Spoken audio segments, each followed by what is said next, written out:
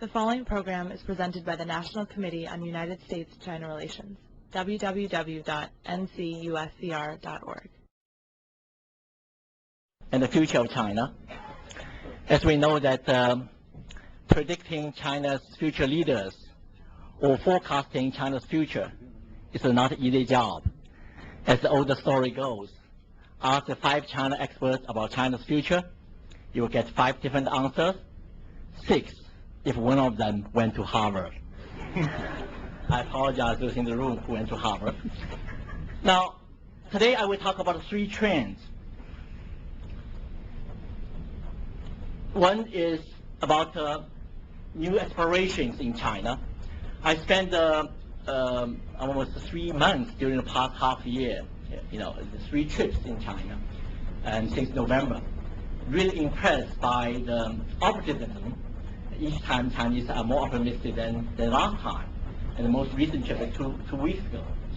So what does aspiration mean for China's future? Whether they have a reason to be optimistic. Secondly, I will talk about the new leadership politics, particularly argue that the factional politics is so important that we should really focus on that. And thirdly, talk about the new challenges for China and also for the United States. Now first, the new aspirations. Chinese have a far more optimistic view of the global economic crisis than the rest of the world. I will give you some evidence why they think so. Secondly, Chinese see a great opportunity rather than a devastating crisis. As we know that the world crisis is a combination of danger and opportunity. Certainly at the moment, Chinese see more as opportunity. And finally, the Chinese now, for a long time since Deng Xiaoping, China always wants to not be a leader, but things start to change. And a few weeks ago, I spoke in a conference with Ambassador Hu Jianming. He used the term that China wants to be at the head table, if not the G2, regarding global economic affairs. So you do see the growing kind of argument that China should be a leader in various areas. Now, this is the chart that Chinese leaders love to use, particularly Liu Mingkang. And this is the top 10 banks in the world by market capitalization as of February 2009.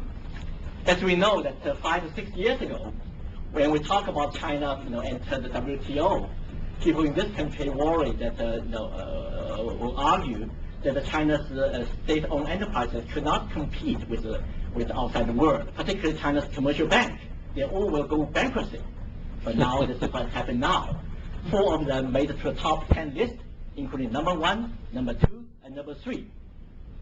And the gigantic U.S. banks, such as Citibank, I'm sorry, I should not say here. Right. And the Bank of America cannot even make that list. And if you look at the change of the values, also those Western banks suffer a great deal, but Chinese banks, the all 4 Chinese banks, suffer really marginally.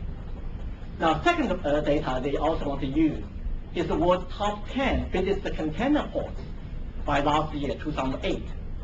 The top 10 biggest ports, the container ports, China has 7, including number 2 Shanghai, number 3 Hong Kong, number 4 Shenzhen, and also Guangzhou, Ningbo, Zhoushan, and Qingdao.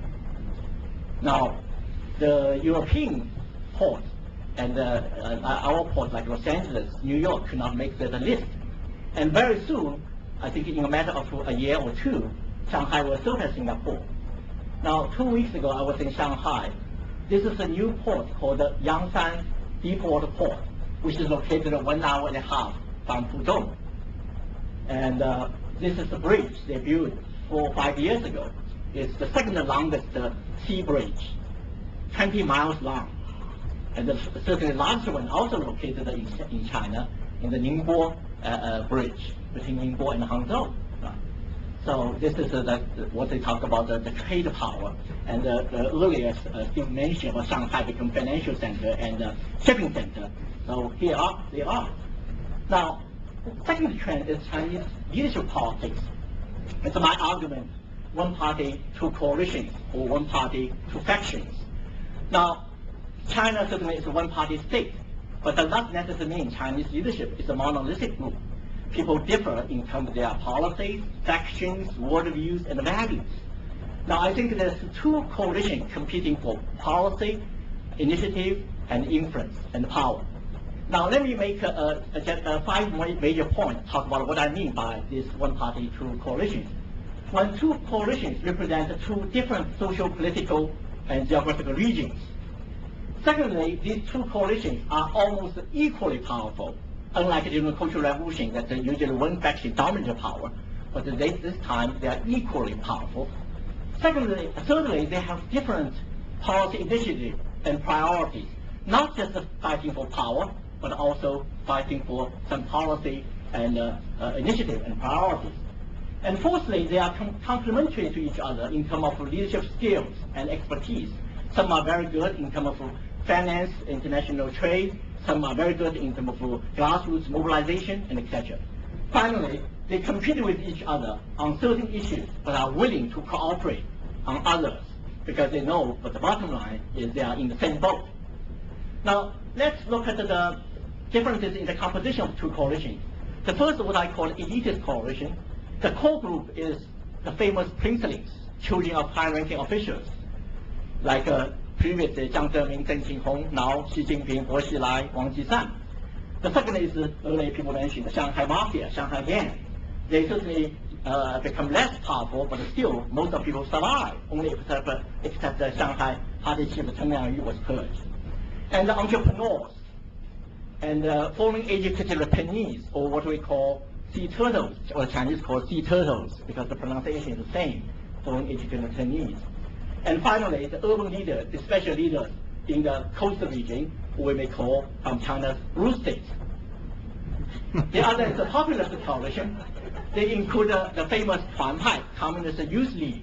Those people advance their career in the Communist Youth League, particularly where Hu Jintao served as the head. They served as provincial ministerial level leaders in the Youth League in 1980s. They formed a kind of a contact or connection with Hu Jintao for over 20 years.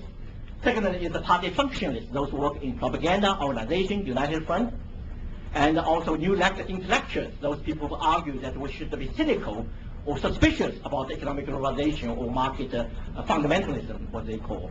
And the rural leaders, particularly leaders in China's inland region, who we call China's red states. Now, let's look at the changes. This is before the 17th Party Congress, as Alice just the chart used. 4 of them retired or died, and he promoted no fifth, and the other 4 leaders. Now, but interesting to see in each and every major institutions, there's a divide between these two coalitions, equally divided. Now, China's top 4 leaders, we talk a lot about Hu Jintao, Wen Jiabao, but in reality, Wen Jiabao was ranked number 3, right? The number 2 is Wu Bangguo from Shanghai, and number 4 is Jia Qingling, Jiang Zemin's longtime friend. So 2 for each, right? Now, look at the rising stars. And early on, that we mentioned the 2 Politburo members, 1 from each. And Politburo, there are 4, in addition to Xi Jinping and Li Keqiang. Again, they're each. 3 are princelings. Their father served as vice premier or their father-in-law. And 3 Huanpai worked under Hu Jintao for over 20-some years. Now, look at in the secretary, how many of them? 6. 2 of them are old in the 4th generation. The 4 of them are 5th generation. 2, one is Xi Jinping, the other is my former colleague from Shanghai, Wang Funing, and the other 2 Huanpai leaders. Now, look at the vice premiers. Of course, they include both 4th and 5th generations. 2 for each. Altogether 4. State councillors, how many? 5. 1 of them is military. So let's get used as a military guy. 4 to 4. So again, in each and every these most important institutions, they are equally divided. Is that by coincidence? I don't think so. I think there's a tension, that competition becomes so intensified. Now here is the Central Committee. The change from the 16th Party Congress to 17th Party Congress. Yellow color is the alternate members. Blue color is the 4 members. So out of these 371 Central Committee members, Huanpai has 86. It's about 23%. The princelings is less so, It's previously 16-party Congress is 25, and 17 is 32. But earlier on, I mentioned that equally powerful. How could you interpret the equally powerful? This is certainly not equally powerful. But then we should look at the divisions in terms of their responsibilities, their skills in some certain areas. Now, these are the 27 rising stars under Tuan Pai, which includes confidence, and including Li Keqiang, Li Yuantao, and Wang Yang, etc. Look at their previous experience: rural work, industrial work, foreign trade, finance, organization work, propaganda work. Now, they are very weak in foreign trade and finance. Only one of them, the Jilin governor, Han Changfu, served a few years in the financial sector, but only for a few years. But they are really inherently very weak in these two areas. Now, let's look at the economic leadership, financial leadership. They are all princelings. Xi Jinping, Wang Qishan, Ma Kai, Governor Zhou Xiaocan, many of them, he is a friend of many of people in the audience. And Lou Jiwei and Cheng Li. I can give you a long list of the economic policymakers. There's one thing in common: they are all princelings. Let me look at the policy difference between two rising stars, Xi Jinping on the one hand and Li Keqiang on the other hand. Xi Jinping, for him, the hot button issue is promote the private sector. He served as a provincial leader in Fujian, Zhejiang, and Shanghai. All he's famous for pro-market, and he supports market liberalization and GDP growth at all costs. Service government. He used a new slogan called "Service government, big companies." And Shanghai is a leading role in finance and trade, and expand China's integration into the world economy. Now let's look at his competitor, Li Keqiang's hot button issues: increased employment and affordable housing, particularly when he was a party secretary in Liaoning. This became his landmark, policy, and provide basic health care. The health reform is really, he put a direct input. And his slogan is for small government, big ministries. I still don't know what it is. Small government, big ministries. Now, the more balanced regional development, not only just for the resources to Shanghai or Guangdong, but also northeastern China, particularly is trying to establish the Northeastern Asia Free Trade Zone. Okay, yes, that's fine. Now let's look at the third trend, new challenges. Now what does it mean for China? Two things very quickly. One is you do see the growing arrogance among Chinese people, not only Chinese youth, we call them angry youth, but also these leaders, they become increasingly arrogant. And so that's, in my view, which really undermines China's interests. Particularly, there are a lot of neighboring countries and outside the world very much concerned about China's future. And secondly, that new politics may cause the decision-making process to be lengthier and more complicated, sometimes probably lead to deadlock. Now, what about for the United States? Two things. One is the question, should we in the United States worry more about China's failure or China's success? The easy answer is, in my view, both. Now, certainly Secretary Clinton, in her trip to China, she said both the United States and China should contribute to and benefit from each other's success. But in reality, how many people in the Congress or media believe that? Right? Think about that. Secondly, should we see China as a solution or as a problem in the new international economic and political order? In my view, I want to end with my argument. I think the prosperity and peace of the 21st century world will largely depend on whether China will be treated as and act like as a solution or as a problem. Thank you very much.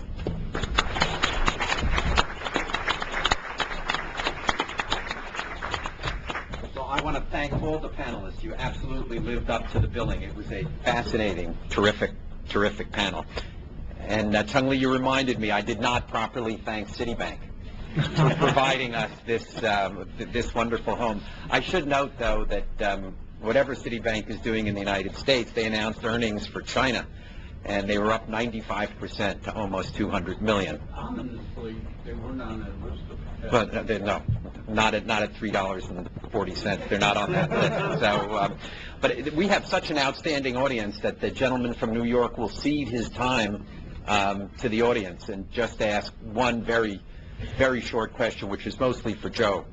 But any of the panelists should feel free to do it because it relates to the social issues and the unhappiness. I've seen polls that differ quite significantly with kind of the conclusions that you're reaching. The Pew poll says the Chinese are remarkably optimistic, and it's true in every sector, whether it's urban, rural, rich, poor, cadre, non-cadre. They had a number which was, I believe, in the 80s.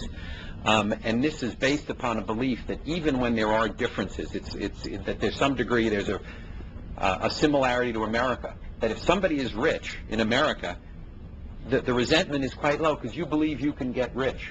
And that in China, that is now catching on, that it's a belief that we are going to get rich too, and it's not only the cadres, and that polling that, in fact, that the conference is quite different. So I just ask you to respond to that. It's a good question. I've seen a lot of polls. One of the remarkable things, it depends on polls, the number of people in China who self-identify as middle class ranges, depending on the poll, from 50% to 70%. And there's no way you can cut the economic data to get anywhere close to those figures.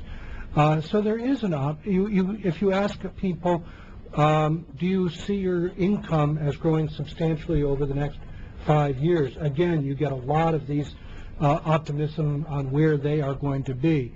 But if you start asking them questions about their local government, that sort of situation, then you begin to get a very different picture. People seem to be quite optimistic about the central government, confident about it, supportive of it, but they don't like their local cadres.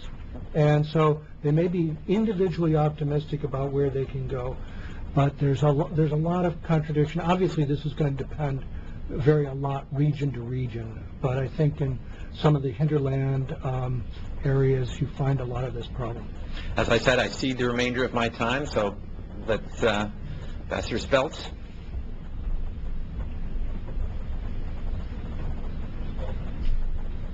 First of all, everybody's comments are excellent, very interesting.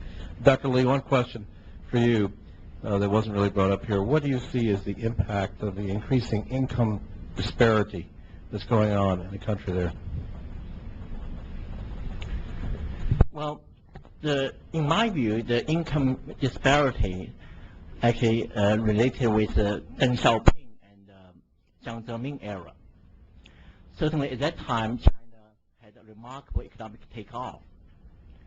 But economic disparity, whether regional disparity, whether by different occupation and different sectors, become much bigger. But actually, Hu Jintao and Wen Jiabao, when they came to power, since they came to power in 2002 and 2003, they tried to fix that. So you do see the policy change. They take